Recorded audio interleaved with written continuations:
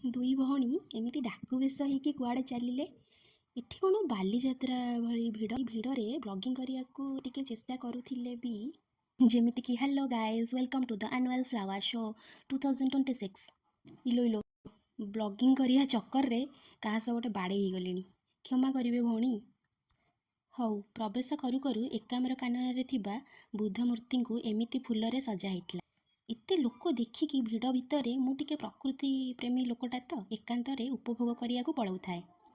ସେପଟେ ଭିଡ଼ରେ ପଶିବାକୁ ଇଚ୍ଛା ହେଉନଥାଏ, ଆଉ ଏପଟେ ଟିକେ ପାଣି ଏତେ ବଢ଼ିଆ ସେ ଝରୁଛି, ଝରଣା ଆଉ ପ୍ରକୃତିକୁ ଉପଭୋଗ କଲାବେଳେ। ହେଲେ ନୋ ଏଣ୍ଟ୍ରି ଲେଖା ହେଇଥିଲା। ମୋ ଭଉଣୀ କହିଲା କିଏ ଶୋଧିବେ ପଳେଇ ଆସେ। ହଉ ତାହେଲେ ଯେଉଁଠି ଏଣ୍ଟ୍ରି ଅଛି ଚାଲ ସେଇଠି ହିଁ ଯିବା। ହଉ, ପୁଣି ପଳେଇଲି ସେଇ ପାଣି ଆଡ଼କୁ, ପ୍ରକୃତି ପାଖକୁ। ଓହୋ, ସେ ଭିଡ଼ିଓ କରୁଛି, ମୁଁ ଫଟୋର ପୋଜ୍ ଦେଉଛି। ଏମିତି ହୁଏ ନା ବେଳେବେଳେ। ଏତେ ବଡ଼ ହେଇଗଲେଣି, ହେଲେ ଟିକେ ଛୁଆଙ୍କ ଭଳି ଆକ୍ଟିଭିଟି କରିବାକୁ ଭଲ ଲାଗେ। ଛୁଆ ଖେଳେଇବା ବୟସରେ ମୁଁ ଟିକେ ତାଙ୍କ ଭଳି ଚେଷ୍ଟା କଲେ କ'ଣ ହେବ? ସେମାନେ ଯେମିତି ଗୋଡ଼କୁ ଏପଟ ସେପଟ ବୁଲେଇ ଦେଉଛନ୍ତି, ମୋର କେଉଁଠି ହେଉଛି? ଯା ଫସିଗଲି। ମୁଁ ଧୀରେ ଧୀରେ ପଳେଇ ଆସିଲି ଯେ। ୱାଓ, ଏପଟେ ବହୁତ ସାରା କାକ୍ଟସ୍ ପ୍ଲାଣ୍ଟ ଗୁଡ଼ା ଶୋ ହେଇକି ଥିଲା। ବିଭିନ୍ନ ପ୍ରକାରର, ବିଭିନ୍ନ ଆକାରର, ଭାରି ସୁନ୍ଦର ଲାଗୁଥିଲା। ଜଣା ତ ନାହିଁ ବହୁତ କିଛି, କିନ୍ତୁ ଫଟୋ ଉଠାଇବାକୁ ଆଉ ଦେଖିବାକୁ ବହୁତ ସୁନ୍ଦର ଲାଗୁଥିଲା। ଇରେ ଆମେ ଟିକେ ରିଲ୍ ବି କରିଛୁ।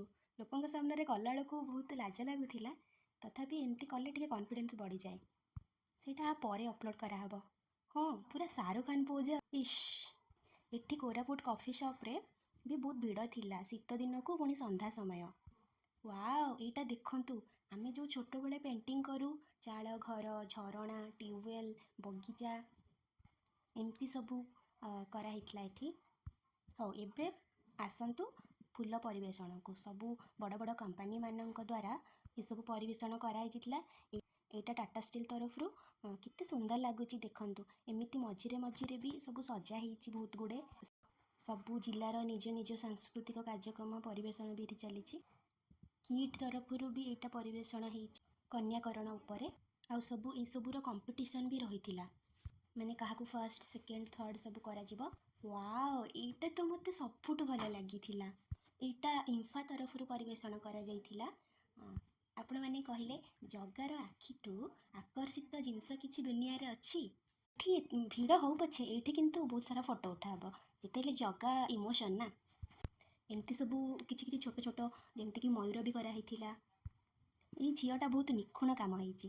ବିଡ଼ିଏ ତରଫରୁ ବି ଏଠି ପରିବେଷଣ କରାଯାଇଥିଲା। ବେଶୀ ଫଟୋ ଉଠାଇବାର ସୁଯୋଗ ମିଳୁନଥିଲା ଯେ ଏତେ ଭିଡ଼। ଆଉ ଯେଉଁ ସାଂସ୍କୃତିକ କାର୍ଯ୍ୟକ୍ରମ ଚାଲିଥିଲା, ତାର ଗୀତର ତାଳେ ତାଳେ ଏମିତି ପାଣିର ଯେଉଁ ପ୍ରବାହ ଗୁଡ଼ା ଚାଲିଥିଲା, ସେଇଟା ବହୁତ ମନସାତ୍ମକ ବୋଧ ଏବଂ ସୈନିକମାନଙ୍କର ତ୍ୟାଗର କିଛି ସଂକଳନ କରାହେଇଥିଲା। ମୁଁ ଟିକେ ଷ୍ଟାଇଲ୍ ମାରିକି ବନ୍ଧୁକ ଧରିକି ପୋଜ୍ରେ ଉଠାଇ ଦେଇଥିଲି ଫଟୋ। ବହୁତ ବଡ଼ ବଡ଼ ନର୍ସରୀ ବି ସବୁ ପଡ଼ିଥିଲା ଗଛ କିଣିବା ପାଇଁ, ଚାରା ଏବଂ ଏସବୁ। କିନ୍ତୁ ଏତେ ଭିଡ଼ ଭିତରେ ଯାଇକି ଗଛ ବାଛିବାକୁ ଆଉ ଧୈର୍ଯ୍ୟ ନଥିଲା। ଅଲଗା ଛୋଟ ଛୋଟ ସୁନ୍ଦର ସୁନ୍ଦର ଫୁଲ କୁଣ୍ଡ ଆଉ ବହୁତ ବହୁତ ଫୁଲ ସବୁ ପୁରା ମାନେ ପାର୍କ ସାରା ପୁରା ସଜା ହେଇଥିଲା। ଏମିତି ପରିବେଷଣ ସହିତ ସନ୍ଧ୍ୟା ସମୟରେ ଯେଉଁ ସୁନ୍ଦର ନୀଳ ଆକାଶର ମନୋହର ପ୍ରତିବିମ୍ବ, ମାନେ ଏଇଟା ହିଁ ବେଶୀ ମନକୁ ପୁରା ଛୁଇଁ ଯାଉଥିଲା, ଯେମିତିକି ସତେଜ କରିଦେଉଥିଲା। ୱାଓ, ଏଇଟା ଦେଖନ୍ତୁ, କ'ଣ କ'ଣ ପ୍ରକୃତି ଆମକୁ ଏମିତି ଗଢ଼ିଛି ଯେ, ଯେମିତିକି ନାରୀମାନଙ୍କୁ ଏମିତି ଗଢ଼ିଛି ଫୁଲର ଆଭୂଷଣ କରିକି, ଫୁଲର ସୌନ୍ଦର୍ଯ୍ୟକୁ ଆଉ ଟିକେ ବଢ଼େଇବାକୁ। ବହୁତ ଶୀତ ଲାଗିଲାଣି, ଚାଲ ପଳେଇବା। ଯିବ କୁଆଡ଼େ? ଏଇ ଯେଉଁ ଭିଡ଼, ଭୁବନେଶ୍ୱର ଟ୍ରାଫିକ୍। ହଉ, ଏଇ ଭିଡ଼ରେ ରହିକି ଟିକେ ଭିଡ଼ିଓ କରିଦେବା ଆଉ।